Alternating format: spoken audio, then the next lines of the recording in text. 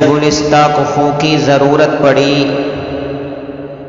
سب سے پہلے ہی گردن ہماری کٹی، پھر بھی کہتے ہیں ہم سے یہ اہل چمن، یہ چمن ہے ہمارا تمہارا نہیں۔ دوستو، معزز حاضرین و سامعین، قومی تہوار کے 2 دن ہیں، قومی خوشی منانے کے 2 دن ہیں، ایک 15 اگست،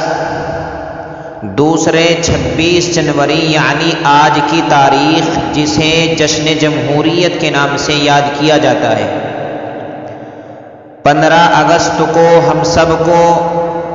انگریزوں کی غلامی سے علماء کرام، دیگر برادران وطن کی قربانیوں سے،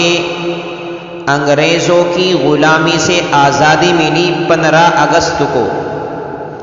اور 26 جنوری کو جمہوریت پورے ملک میں نافذ ہوئی،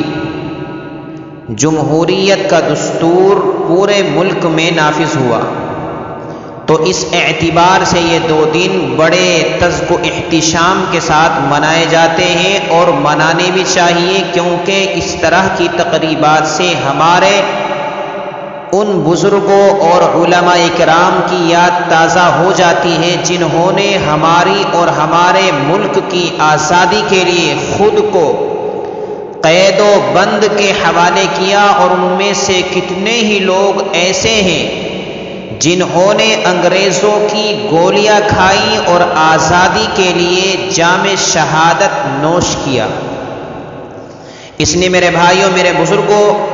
آج جو ہم کچھ نہ کچھ آزادی کی سانس اپنے ملک میں لے رہے ہیں، یہ نعمت ہمیں یوں ہی حاصل نہیں ہو گئی، اس کے حصول کے لیے ہمارے بزرگوں نے، ہمارے بڑوں نے اپنا لہو بہایا، اپنا خون بہایا، اور یہ لہو، یہ خون بہانا 1-2 دن نہیں، 1-2 مہینہ نہیں، 1 سال نہیں، بلکہ 200 سال تک بہتا رہا۔ 200 سال کی قربانیوں کے بعد یہ کچھ نہ کچھ جو آزادی کی فضائیں، آزادی کی سانسیں ہم لے رہے ہیں،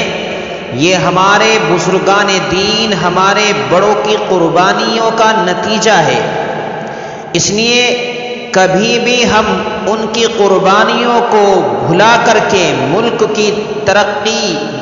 ملک کو ترقی کی طرف نہیں لے جا سکتے، اور یہ ملک کبھی ترقی نہیں کر سکتا۔ اس لیے ہمارے بزرگان دین کی قربانی اس میں شامل ہے، لیکن جن حضرات نے اس ملک کی خاطر قربانی پیش کی ہے، آج ہم نے ان کو بھلا کر رکھ دیا، تاریخ سے ان کا نام و نشان مٹا دیا۔ کسی شاعر نے اسی کا نقشہ کھینچا ہے کہ کھلی فضا میں سانسیں لی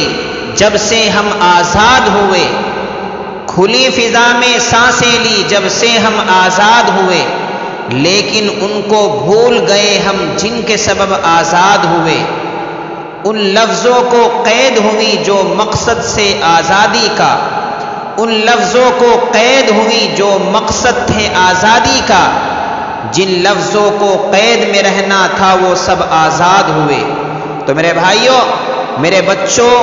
اور میرے بزرگوں، میرے بھائیوں، سبھی کو یہ بات یاد رکھنی چاہیے کہ 15 اگست کو ہمیں انگریزوں کی غلامی سے آزادی ملی، اور 26 جنوری کو پورے ملک کے اندر جو دستور جمہوریت کا بنایا گیا تھا، جو قانون بنایا گیا تھا، وہ نافذ ہوا۔ لیکن یہ ملک جمہوری ہے، لیکن اب جمہوریت کا لفظ بے معنی سا نظر آنے لگا ہے، بے معنی نظر آنے لگا ہے۔ ہمارے بزرگوں نے آزادی سے لے کر جمہوریت تک مشکل بھرا سفر اس لیے کیا تھا کہ اس ملک میں امن و سکون ہوگا، چین اور اطمینان نصیب ہوگا، کسی کے ساتھ تفریق نہیں برتی جائے گی، ہر شخص کو ترقی کے یکساں مواقع حاصل ہوں گے، مذہب کے نام پر قتل و غارت گری، خون ریزی نہیں ہوگی، کسان، مزدور، ہنرمند، بے ہنر سب خوشحال ہوں گے، ہر بچے کو تعلیم کا حق حاصل ہوگا، عورتوں کو بھی مردوں کو بھی، اور عورتوں کو اور مردوں کے مساوی اور برابر کے حقوق دیے جائیں گے، ان کی عزت و احترام کا خیال رکھا جائے گا۔ دل پر ہاتھ رکھ کر بتائیے کہ ان میں سے کیا چیز ہمیں حاصل ہے؟ مساوات، ترقی اور امن و سکون، خوشحالی، تعلیم اور روزگار، عزت و احترام، تحفظ کیا ہے؟ کیا ہماری محفوظ ہے؟ میرے بھائیوں، میرے بزرگوں، 26 جنوری 1950 کو جو دستور نافذ ہوا، اس میں یہاں کے ہر شہری کو بنیادی حقوق دیے گئے تھے، جیسے آزادی، مساوات۔ یہ دونوں لفظ اپنے مفہوم کے اعتبار سے بڑی وسعت رکھتے ہیں۔ آزادی میں ہر طرح کی آزادی ہے، رہنے کی آزادی، کمانے کی آزادی، کھانے پینے کی آزادی، سماجی آزادی، معاشرتی آزادی، مذہبی آزادی، اور یہی حال مساوات کا ہے، برابری کا ہے۔ یہ بھی اپنے مفہوم کے لحاظ سے بڑا وسیع ہے۔ اس کا مطلب یہ ہے کہ باشندگان ملک کو ہر معاملے میں مساوات اور برابری حاصل ہوگی، لیکن آج افسوس ہے کہ